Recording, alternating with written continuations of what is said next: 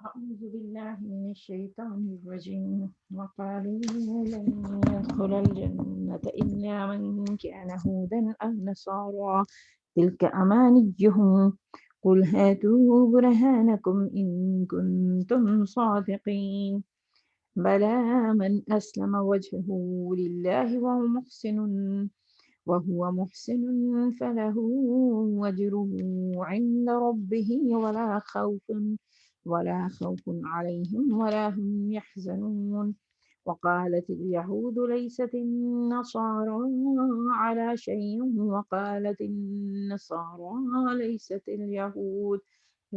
اليهود على شيء وهم يتلون الكتاب كذلك قال الذين لا يعلمون مثل قولهم فالله يحكم بينهم يوم القيامة فيما كانوا فيه يختلفون۔ ان کا کہنا ہے کہ کوئی شخص جنت میں نہ جائے گا جب تک کہ وہ یہودی نہ ہو یا عیسائیوں کے خیال کے مطابق عیسائی نہ ہو۔ یہ ان کی تمنائیں ہیں۔ ان سے کہو اپنی دلیل پیش کرو اگر تم اپنے دعوے میں سچے ہو۔ دراصل نہ تمہاری کچھ خصوصیت ہے نہ کسی اور کی۔ حق یہ ہے کہ جو بھی اپنی ہستی کو اللہ کی اطاعت میں سونپ دے اور عملاً نیک روش پر چلے، اس کے لیے اس کے رب کے پاس اس کا اجر ہے، اور ایسے لوگوں کے لیے کسی خوف یا رنج کا کوئی موقع نہیں۔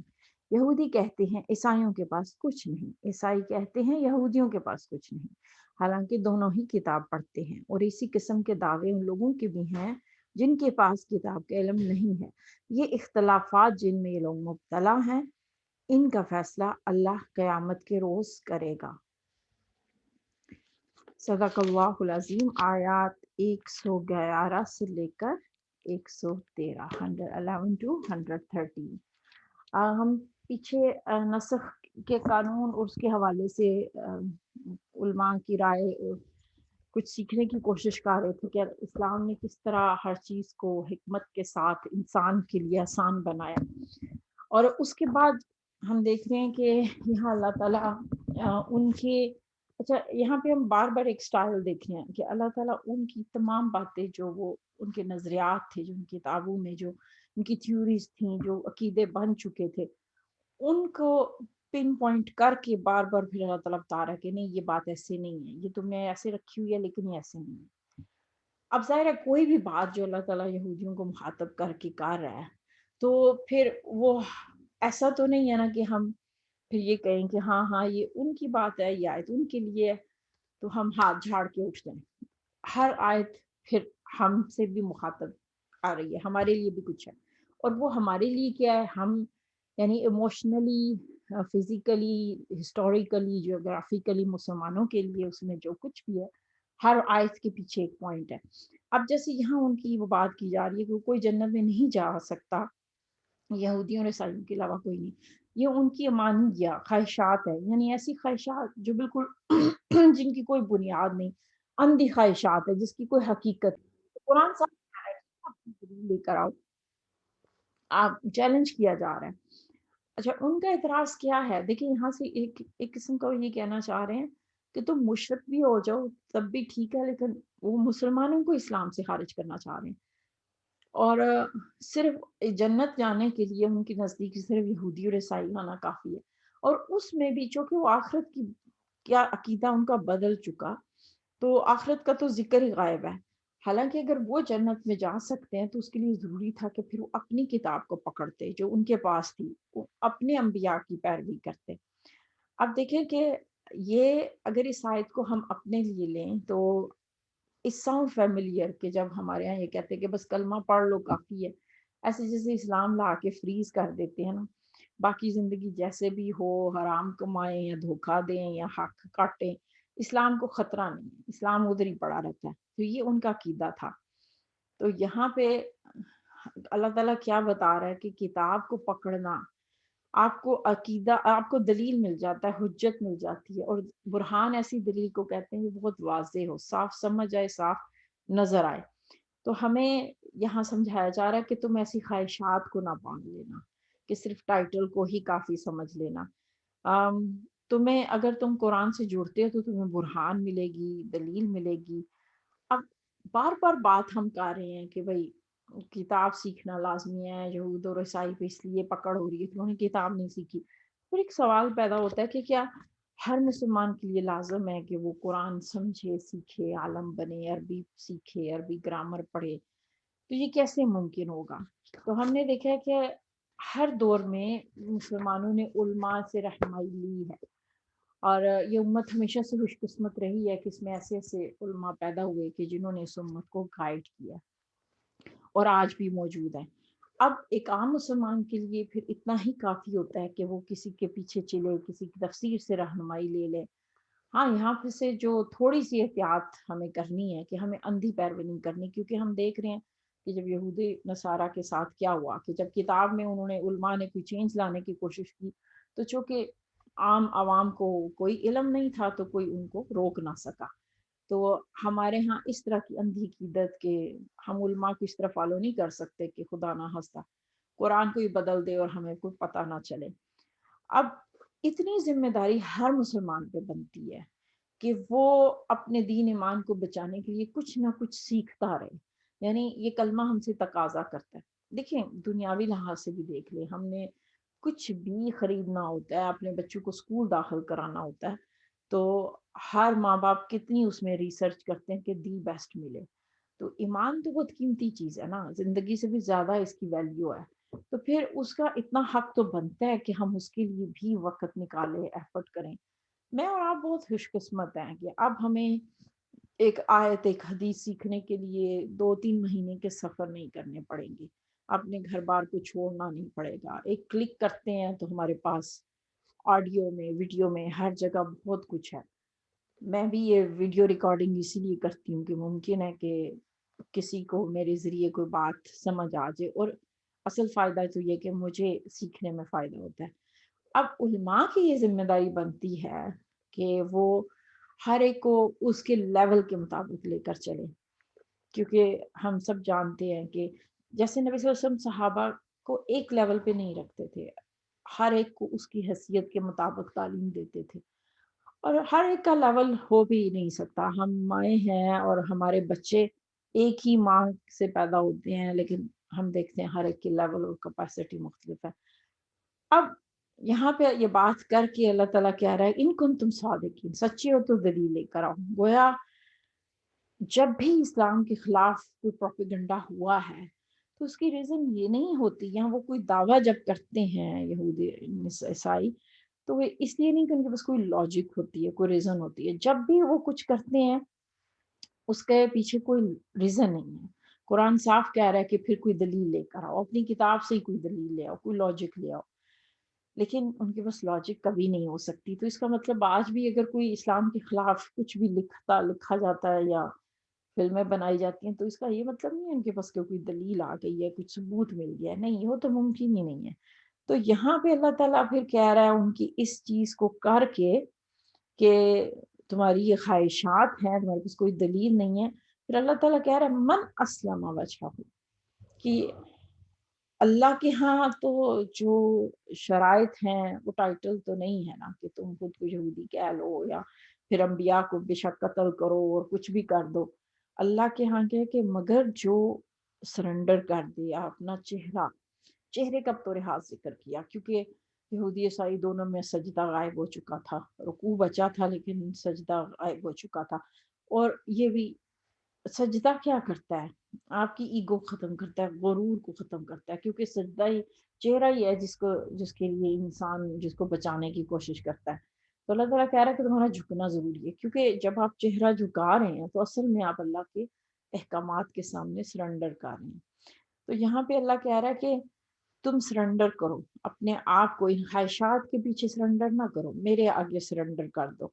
अच्छा, यहाँ ये नहीं कहा कि फिर मैं तुम्हें जन्नत दे दूँगा, बल्कि खौफ और हुज़न, क्योंकि उनके यहाँ सिर्फ़ जन्नत का ज़िक्र मिलता है, दोज़ख का नहीं। तो अल्लाह ताला तो बैलेंस रखता है, दोनों का ज़िक्र करता है, लेकिन जन्नत दोज़ख का ज़िक्र डायरेक्ट नहीं किया। सिर्फ़ कहा है कि बस अपने आप को मुहसिन बना दो तो तुम्हारा अजर उसके पास है। यहाँ से ये भी फिर क्वेश्चन पैदा होता है कि हमें ये तालीम दी गई है कि हम जन्नत में अपने अमाल की वज़ह से नहीं दाखिल हो सकते। तो फिर अल्लाह ताला यहाँ कह रहा है कि भई جو چہرہ اپنا جھکا دے، جو سرنڈر کرے، اس کے لیے اجر ہے۔ تو بات یہ کہ اللہ تعالیٰ ہم سے کوشش مانگتا ہے، کہتا ہے وہ پرفیکشن نہیں مانگتا. You don't have to be a perfect human being to become good Muslim. آپ کو پرفیکٹ ہونا ضروری نہیں ہے. تو اللہ تعالیٰ خوف اور حزن کے بچنے کے لیے ایک ہی شرط رکھ رہا ہے کہ تم بس کوشش کرتی رہو، جو تمہاری کیپیسٹی ہے اس میں لگے رہو. اب اس کوشش میں اللہ کی ہاں ظاہر ہے تعداد اور گھنٹے اور وہ نہیں دیکھے جاتے. تو ہم میں سے جس کی جتنی کیپیسٹی ہے وہ لگا ہے، اپنے اپنے لیول پہ لگا رہے. تو اللہ تعالیٰ کہہ رہا ہے کہ پھر تمہارا اجر ہے، اور پھر اس کے لیے خوف اور غم کا موقع نہیں ہے. ظاہر ہے جنت میں جانے کا جو آٹومیٹک رزلٹ ہے وہ خوف اور حزن سے نجات ہے.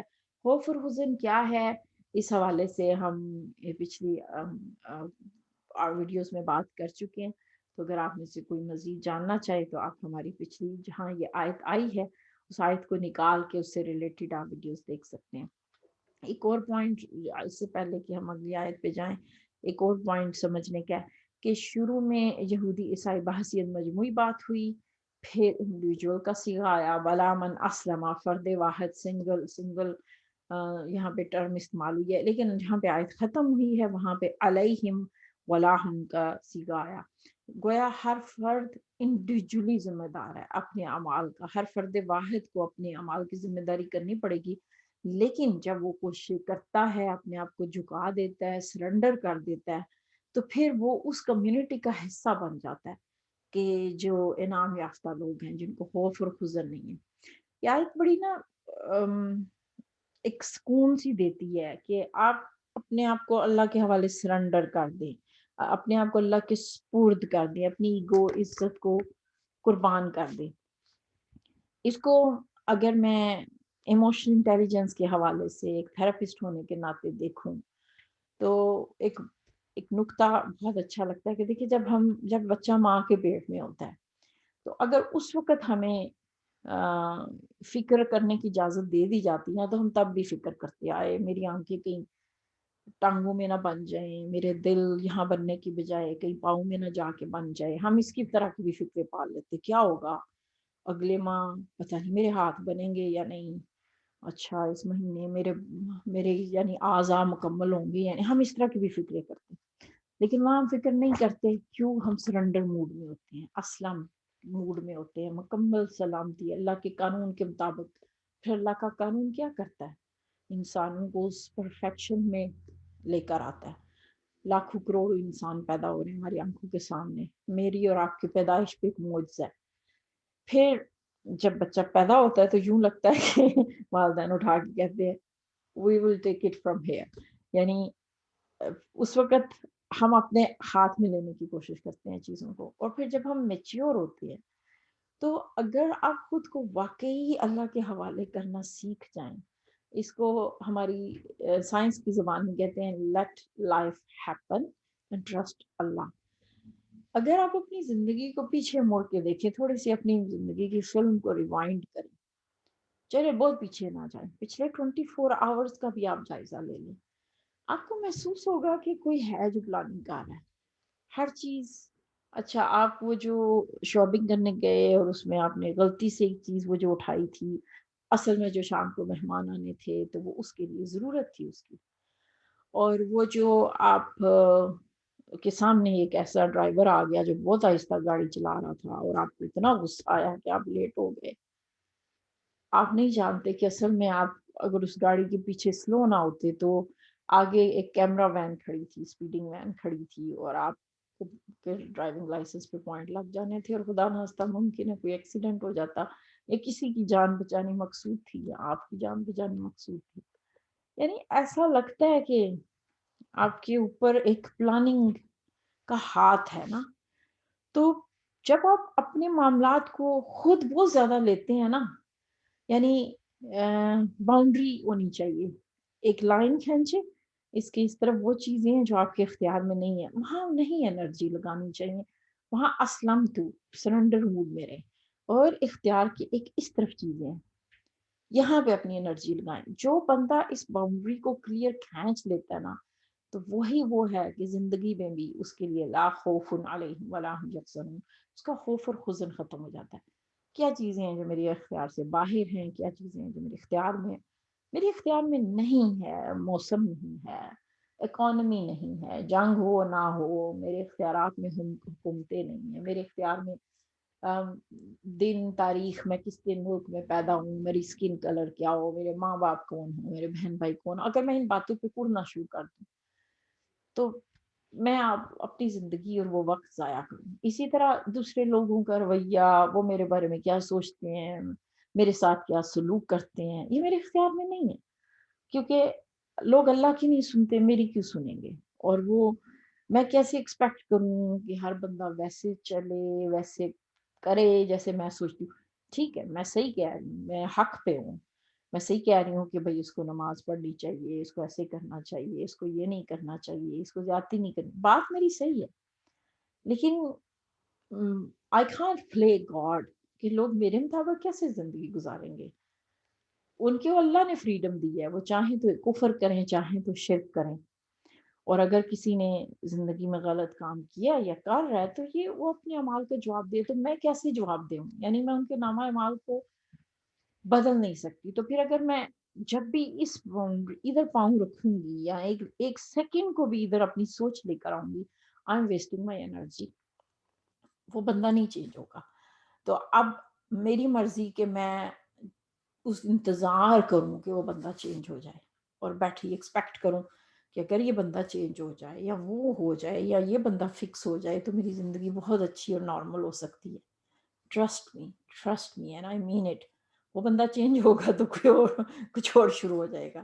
اس دھوکے میں نہ رہیں کہ آپ کی خوش رہنے کے لیے، نارمل ہونے کے لیے کس چیزوں کا فکس ہونا یا حالات کا فکس ہونا ضروری ہے. اس طرف آپ خود ہیں، آپ خود پہ کام شروع کر دیں. جب کورونا آیا ہے، کووڈ کی بیماری پھیلی ہے، تو ہمارے اختیار میں کیا تھا؟ ہم اس بیماری کو نہیں ہم روک سکے، لیکن اپنی امیونٹی پہ کام ہم کر سکتے ہیں نا. ہمارا اختیار یہاں تھا کہ بھئی ہم ایکسرسائز، ہیلتھی ایٹنگ، جو ہمارے اختیار میں وہ ہم اس پہ زور لگانا شروع کر دیں. تو ہم نے دیکھا کہ جن لوگوں نے اپنی ہیلتھ کو ہمیشہ پرائرٹی دی ہے، ان کو جب کورونا ہوا تو اس لیول پہ اس نے متاثر نہیں کیا. تمام پروفیشنلز ہمیں یہی ہدایات دیتے ہیں کہ آپ اپنی صحت کا خیال رکھیں. صحت کا خیال رکھنا میرے اختیار میں ہے. تو اب میں اگر انرجی اس پہ لگانا شروع کر دوں کہ نہیں کووڈ آ گیا ہے اور اس میں ہی کرتی رہوں، پھر سٹریس ہو سکتا ہے مجھے اور بھی زیادہ بیمار کر دے. تو اگر آپ اس دائرے میں رہیں کہ بھئی میں اپنے اعمال کی جواب دہ ہوں، میرا رویہ کیسے ہو، میرے ہاتھ اور زبان سے کسی کو شر نہ پہنچے. ہاں، لوگوں کے رویہ آپ کو ہرٹ کرتے ہیں، میں یہ کہنے کی کوشش نہیں کر رہی کہ کوئی تھپڑ مارے تو آپ کہے آج سو بسم اللہ، نہیں، آئی ڈونٹ مین دیٹ. میں یہ کہنا چاہ رہی ہوں کہ آپ کو یہ دیکھنا ہے کہ ہر انسان کو اس کی چوائسیز غلطیوں سمیت ایکسیپٹ کر لیں. ٹھیک ہے، they have a right to live their life. خود پہ کام کریں کہ آپ کو جو چیز بودر کر رہی ہے کیوں کر رہی ہے، آپ کے اندر کہاں لیکنگ ہے، اور خود اپنی امیونٹی ڈیولپ کریں. جہاں آپ ہرٹ ہو رہے ہیں، آپ ایک جملہ میں ہمیشہ کہتی ہوتی ہوں، یہ کہنے کی بجائے کہ وہ مجھے ہرٹ کرتا ہے، آپ یہ ہمیشہ کہا کریں میں ہرٹ ہوتی ہوں جب یہ ایسے کام ہو. تو جب آپ کہتی ہیں وہ مجھے ہرٹ کرتا ہے تو اٹ مینس کہ آپ اس کو ریموٹ دے رہی ہیں، آپ اس کو اتھارٹی اس کو دے رہے ہیں نا، اختیار. جب آپ کہتے ہیں نہیں میں ہرٹ ہوتی ہوں، it means you are taking responsibility of your choices. اور یہاں آیت یہی کہہ رہی ہے کہ تمہیں اپنا کام کرنا ہے. Taking responsibility of your choices. You are today as a result of your choices, not because of that person this person. تو اپنی چوائسیز کی رسپانسبلٹی جب آپ لینا شروع کرتے ہیں تو اللہ تعالیٰ آپ کے لیے راستے کھولتا ہے. ایسے لوگ آپ کی زندگی میں آنا شروع ہو جاتے ہیں کہ جہاں سے آپ مزید اوپر اٹھتے ہیں. تو اپنی انرجی کو اس اڑنے میں، اس بلا وجہ کی اس میں لگانے کی بجائے آپ اسلمہ، پوائنٹ تھا surrender mode, let life happen. تو جب آپ سرنڈر موڈ میں آتے ہیں، معاملات کو اللہ پہ چھوڑتے ہیں. اللہ کے چھوڑنے کا مطلب یہ تھوڑی ہے کہ میں آپ کہوں کہ میں نے ایکشن نہیں لینا. صحیح جگہوں پہ ایکشن لینا، صرف اپنی ذات پہ انویسٹ کریں، اپنے اوپر کورسز کریں، نئی نئی کتابیں پڑھیں، بہت زیادہ خود پہ کام کریں. اور ایک دفعہ دو دفعہ نہیں، ساری زندگی. الذین هم للزکاۃ فاعلون، وہ لوگ جو ساری زندگی خود اپنی پیوریفیکیشن میں لگے رہتے ہیں. پیوریفیکیشن کی بات ہو رہی ہے تو اگلی آیت ہم نے دیکھی کہ یہودی کہتے ہیں کہ عیسائی لیست النصارى علی شیء، کہ ان کے یہودی کسی بنیاد پہ نہیں ہے، عیسائی کسی بنیاد پہ نہیں ہے، اور یہودی کہتے ہیں، عیسائی کہتے ہیں یہودی کسی بھی بنیاد پہ نہیں. جب یہ آیت چھوٹے ہوتے پڑھتی تھی نا تو ہمارے بچپن کا وہ زمانہ تھا کہ جب فرقہ پرستی کافی عروج پہ تھی کچھ، اسپیشلی ان علاقوں میں جہاں جہالت تھی. تو میں یہ اکثر یاد ہے مجھے کہ جب میں نے یہ آیت پڑھی تو میں اپنی فرینڈ سے کہتی ہوتی تھی وہابی کہتے ہیں کہ سنی کچھ نہیں ہے، سنی کہتے ہیں وہابی کچھ نہیں ہے، شیعہ کہتے ہیں سنی کچھ نہیں سنی. تو میں اس آیت کو نا اس طرح ریلیٹ کیا کرتی تھی. اب ظاہر ہے ہمارے ہاں یہ رویہ ہے کہ قرآن کو یوز کیا جاتا ہے کہ دیکھیں بھائی ہمارا مسلک سچا ہے اور فلانا جو ہے وہ غلط ہے، اس کے لیے قرآن یوز کیا جاتا ہے.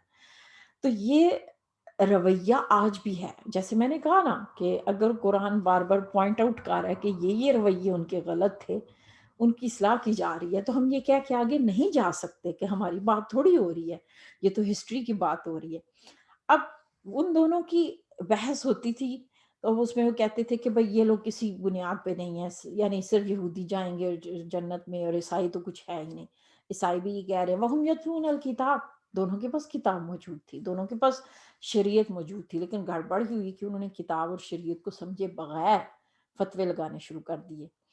اب عیسائیوں میں جو عقیدہ ہے وہ ہم جانتے ہیں کہ وہ ان کا یہ ماننا ہے کہ پیوریفیکیشن کے لیے، ایک انسان کی بخشش کے لیے حضرت عیسیٰ کو مان لینا کافی ہے، کیونکہ ان کے مطابق حضرت عیسیٰ نعوذ باللہ اللہ تعالیٰ کے بیٹے تھے اور انسانیت کو کے گناہ بخشنے کے لیے اللہ نے اپنے بیٹے کی قربانی دی. تو اب وہ ساری انسانیت بخشی جا چکی. تو جب ان سے کہا جاتا تھا ان کے علماء سے تھے کہ حضرت عیسیٰ کے پہلے کے لوگ کیسے بخشے گئے، تو وہ کہتے تھے کہ وہ حضرت موسیٰ علیہ السلام کو مانتے تھے، ان کے قوانین کو مانتے تھے، ان کی بخشش اس کے نتیجے میں ہوگی.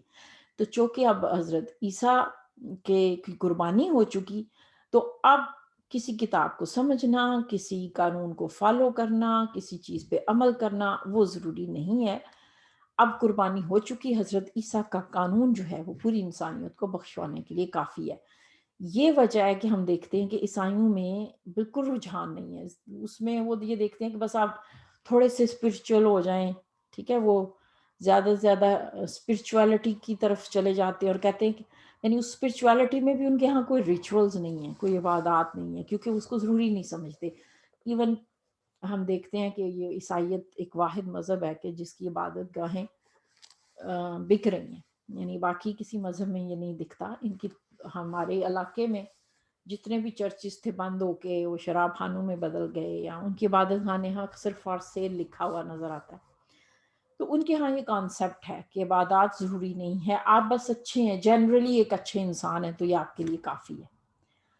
اور یہودیوں میں کیا ہے کہ وہ بہت زیادہ اچی بیچی فقہ ریچولز ان کے ہاں دوسری ایکسٹریم ہے کہ ہر چیز کو وہ ناپتے ہیں اور لک پہ بہت زور دیتے ہیں کہ آپ کا کپڑوں کا سائز عبایا اتنا ہو، آپ کی داڑھی اتنی ہونی چاہیے، آپ نے کھانا اس طرح کھانا ہے. اتنی زیادہ ان کے اندر کہا جاتا ہے کہ 8 گھنٹے وہ تورات کو روزانہ پڑھنے میں لگاتے ہیں جو ان کے ریلیجس ہیں. پھر ان کے اسکول ہیں اس طرح کے جس میں بچے جاتے ہیں، جیسے ہمارے جامعات اور مدرسے ہیں ان کے بہت زیادہ ایکسٹریم پہ ہے، ایک ایک قانون کی پیچیدگی ہے، فقہ بہت زیادہ ہے، یعنی ریچولز حد سے زیادہ ہیں، عبادات حد سے زیادہ ہیں، لیکن اس کے اندر جو روح ہے وہ بالکل مسنگ ہے. یعنی ان کے وہیں یہودی علماء جو بہت زیادہ اس پیچیدگی میں جاتے تھے، وہ ہو سکتا ہے عورت کو حق نہ دیتے ہوں، پڑوسی کے ساتھ دھوکہ کرتے، بلکہ وہ کھلم کھلا کہتے تھے کہ غیر یہودی کے ساتھ دھوکہ بھی کر لو تو اس پہ پکڑ نہیں ہے. اس کو وہ برا نہیں سمجھتے. اس کا بھی ہم نے پیچھے پڑھا کہ وہ غیر یہود کے معاملے میں تمہیں پکڑ نہیں ہے، یہ آگے جا کے بھی ہم بار بار پڑھیں گے. تو ان کے لیے ڈیلنگز اور معاملات جو ہیں اس میں ان کے احکامات پہ چلنا ضروری نہیں تھا، ان کے لیے ریچولز کافی تھی. یعنی یہ دو ایکسٹریمز ہمیں دکھتی ہیں. اب اللہ تعالیٰ دونوں پہ تبصرہ کر رہا ہے کہ دیکھو کہ اس سے پہلے بھی جنہوں نے یہ کہا، یعنی جو کچھ بھی کذالک قال الذین لا یعلمون، یعنی جو لوگ جانتے ہی نہیں ہیں، یعنی جیسے مشرکین مکہ تھے، تو پھر فرق تو نہ ہوا نا کہ یہ لوگ کتاب پڑھ رہے ہیں اور پھر ان کے یہ نظریات ہیں، اور وہ جو کچھ نہیں جانتے، تو پھر فرق تو نہ ہوا کہ جو اس طرح کی خواہشات کے معاملے میں. اچھا یہ ساری بات کر کے کہ وہ اتنے ایکسٹریم پہ ہیں کہ کس ایکسٹریم پہ ہیں، تو مسلمان تو یہ سوچے تھے کہ بھئی مشرکین مکہ تو جانتے نہیں، یہ لوگ جانتے ہیں تو یہ تو ایمان لائیں گے، اور ہم حضرت عیسیٰ حضرت موسیٰ علیہ السلام کو مان رہے ہیں تو ہمارے اور ان کے درمیان کامن گراؤنڈ ہے، یہ تو ضرور ایمان لائیں گے، لیکن کہا جا رہا ہے کہ نہیں، یہ نہیں ایمان لائیں گے، یا معاملہ بہت خراب ہے. واللہ یحکم بینہم یوم القیامۃ فیما کانوا فیہ یختلفون، ان کا معاملہ اللہ پہ چھوڑ دو، ان کا اختلاف اللہ روز قیامت ہی حل کرے گا. I want you to pause here. یہ بتا کے ہمیں کہ یہ ان کا مسلک، یہ فرقہ ساری بتا کے کہ یہ غلط کار ہیں. اب اللہ تعالیٰ مسلمانوں کو یہ کہہ رہا ہے کہ تمہاری اسٹریٹجی کیا ہو، کہ جب تم دیکھ رہے ہو کہ وہ یہ کر رہے ہیں تو تم نے کیا کرنا ہے. ان سے جا کے بحث نہیں کرنی، ان کے ساتھ فتوے نہیں لگانے، ان کو مشرک بدعت یہ لفظ نہیں یوز کرنے. اگر تم ایسے کرو گے تو وہ اور زیادہ ڈیفینسو موڈ میں چلے جائیں گے، اپنے آپ کو سچا ثابت کریں گے، پھر ان کے علماء اور زیادہ ایگریسو ہو جائیں گے. ایسے نہ کرو، تم ان کا معاملہ اللہ پہ چھوڑ دو. یہاں سے کیا پوائنٹ سمجھ آتی ہے ہمیں، کہ فرض کیجئے کہ ہم جیسے ہم بات کر رہے ہیں کہ ہمارے یہاں بحثیں ہوتی ہیں، اور ہم میں سے ہر کسی کا یہ دل دکھتا ہے یہ بات کرتے ہوئے، ہم میں سے کوئی کسی کو نہیں اچھا لگتا، جو ایک عام جنرل مسلمان ہے اس کا نہیں دل ہوتا کہ وہ اختلافات میں پڑے اور کسی مسلک کو برا کہے. لیکن فرض کیجئے کہ آپ کے سامنے پروف ہو جاتا ہے کہ آپ ہی کی فیملی میں کوئی بندہ ہے جو آپ کی نظر میں غلط طریقے پہ چل رہا ہے، اس کا مسلک، عقیدہ، نظریہ صحیح نہیں ہے. تو یہاں قرآن ہمیں کیا پوائنٹ دے رہا ہے کہ جب پتہ بھی چل دے کہ سو کالڈ آپ کی نظر میں وہ شرک ہے یا بدعت ہے یا اتنے اسٹرانگ لفظ جو بھی آپ کہنا چاہیں، تو آپ کا کام یہ نہیں ہے کہ آپ اٹھ کے فتوے دیں اور اس سے بحث شروع کر دیں. قرآن کہہ رہا ہے کہ آپ ان کا معاملہ اللہ پہ چھوڑ دیں. کیوں؟ کیونکہ ایک بندہ جو غلط بھی طریقے سے چل رہا ہے نا اسلام پہ، تو اس کی بنیاد میں وہ نیت صحیح ہے. وہ کس لیے کر رہا ہے؟ اس لیے تو نہیں کر رہا نا کہ بھئی وہ اللہ کو ناراض کرے. نیت اس کی نہیں ہوتی. آپ کسی سے بھی پوچھ لیں، اس کی نیت یہ نہیں ہے تاکہ میں آگ میں جاؤں، تاکہ میں اللہ کو غصہ دلاؤں. تو کیا ہوتا ہے کہ آپ ان کے اس تعلق کو بھی ختم کر سکتے ہیں. پھر ہمارے کرنے کا کام کیا ہو، جب ہم اپنے چاروں طرف اس طرح کی چیزیں دیکھیں یا نظریات دیکھیں جو ہمیں پتہ ہے کہ بھئی اسلام کے مطابق نہیں ہے، نہیں، پھر ہمیں ہمارا طریقہ یہ نہیں ہوگا کہ ہم اس کو پہ اٹیک کریں. پھر واحد طریقہ کیا ہوگا کہ بھئی یتلون الکتاب، کہ کتاب کو علم دے دیں ان کو. اور ظاہر ہے وہ جب اگر آپ فتوے لگائیں گے تو وہ دروازے تو بند ہو جائیں گے نا، پھر وہ تعلق کٹ جائے گا. تو ایسے میں وہ لنک رکھنا ہے، ہمیں اپنا جو کام ہے وہ کرتے رہنا ہے. تو باقی چیزیں اللہ پہ چھوڑ دینی چاہیے. اگین اس میں آپ انرجی صحیح جگہ پہ لگائیں گے. اب ان غلط رویوں کو غلط کہنے کی بجائے ہم صحیح رویوں کی بات کرتے چلے جائیں اور تعلق نہ کاٹیں کسی سے. یعنی ہمارے معاشرے میں یہ رویہ نہ آنے پائے کہ مطلب اگر ہم سب حجاب لیتے ہیں تو خبردار کوئی نان حجابی ہمارے درمیان نہ آنے پائے. نہیں، یہ رویہ نہ ہو. پھر نان حجابی کو کون بتائے گا کہ اللہ تعالیٰ کو کن باتوں سے خوش ہوتا ہے، کن سے ناراض ہوتا ہے. یعنی وہ لکیریں کھینچنا اور وہ دروازے بند کر دینا تو شارٹ کٹ ہے، یہ کون سی بڑی بات ہے. پھر تو نبی صلی اللہ علیہ وسلم مشرکین مکہ پہ دروازے بند کرتے اور غار حرا میں زندگی گزار دیتے. آپ کی سنت تو یہ نہیں ہے کہ مشرکین کو مشرک کہہ کے دور پھینک دینا. تو پھر کون کلمہ پڑھتا. تو لوگوں میں انگیج ہونا، ان کو اپنے سے جوڑنا اور صحیح رویوں کو بتاتے رہنا. پھر وہ ایک وقت آتا ہے خود ہی خود کو جھاڑنے لگ جاتے ہیں. ہمارے اس وقت ایسے بھی مسلمان موجود ہیں، مجھے یاد ہے کہ ویسے تو یہ ایک لطیفہ ہی ہے لیکن ایسے بھی مسلمان موجود ہیں کہ کوئی غالباً جہاز کے سفر کرتے ہوئے کسی عرب ملک میں وہ بندہ گیا، کوئی پاکستانی تھا، تو اس نے باتھ روم یوز کرنا تھا. تو باتھ روم کے اوپر عربی میں جیسے بیت الخلا لکھا ہوا تھا نا، لیکن سٹائل اردو کی بجائے عربی والا تھا. تو وہ بیچارہ وہ کھڑا رہا تو وہ باتھ روم نہ جا سکا. اس نے سوچا کہ نہیں، یہ باتھ روم نہیں ہے، یہ کوئی اور دروازہ ہوگا، باتھ روم کہیں اور ہوگا، کیونکہ اس پہ تو عربی لکھی ہوئی ہے. تو جہاں عربی لکھی ہو تو قرآن ہی ہوتا ہے. تو بیچارہ وہاں سے ویسے ہی چلا گیا. تو یہ کچھ مسلمانوں کا حال ہے نا، کہ ہمارے یہاں ان کا کنیکشن اسلام سے اتنا ہی ہے، اور کچھ مسلمان کے اسلام کو کوئی خطرہ نہیں ہے کہ ان کو اس کا علم ہے نہیں ہے، بس ایک کلمہ نے ان کو جوڑا ہوا ہے. تو ظاہر ہے ان تک جو علم پہنچتا ہے. اور الحمدللہ اس وقت میں سمجھتی ہوں کہ پاکستان کے علماء اس میں بہت زیادہ ایکٹیو دکھتے ہیں، کہ مطلب ریکارڈنگز کیا، کتابیں لکھنا، ڈکشنریز عربی گرامر کی سب سے زیادہ ہم دیکھتے ہیں کہ پاکستانیوں نے لکھی ہیں. اور کام بہت ہو رہا ہے، اور اللہ تعالیٰ ان علماء پہ اپنی رحمت کرے اور اسی میں ایک، اگر آپ میری اس ویڈیو ریکارڈنگ کو اس بڑے سیناریو سے کمپیئر کریں تو میں خود ریکارڈنگ کرتے ہوئے سوچ رہی ہوتی ہوں کہ مطلب میری کیا پوزیشن ہے نا اس پورے میں. لیکن جیسے میں ہر دفعہ دہراتی ہوں اور میرا دل کرتا ہے میں اس کو رپیٹ کروں، کیونکہ میں کبھی کبھار کانپ اٹھتی ہوں کہ میں کون ہوتی ہوں قرآن پہ بات کرنے والی. لیکن جو چیز مجھے پھر حوصلہ دیتی ہے وہ یہی آیات ہیں کہ قرآن یہ نہیں کہتا کہ یعنی صرف خاص علماء ہی مجھے چھو سکتے ہیں، میرے بارے میں بات کر سکتے ہیں. تو مجھے پورے قرآن سے ہو سکتا ہے ایک ہی بات سمجھ آئے، اور میں ایک اسٹوڈنٹ ہونے کے ناطے آپ سے شیئر کروں اور آپ مجھ سے کچھ شیئر کریں. میں چاہتی ہوں کہ میں وہ رویہ پروموٹ کروں کہ ایک عام ماں، بچوں والی، گھر والی، بیوی، وہ بھی اٹھ کے قرآن سیکھنے کا، اس کا بھی اتنا ہی حق ہے جتنا کسی عالم کا. اور جو سمجھ آئے، قرآن سیکھتے ہوئے کیا خطرے کی بات ہے.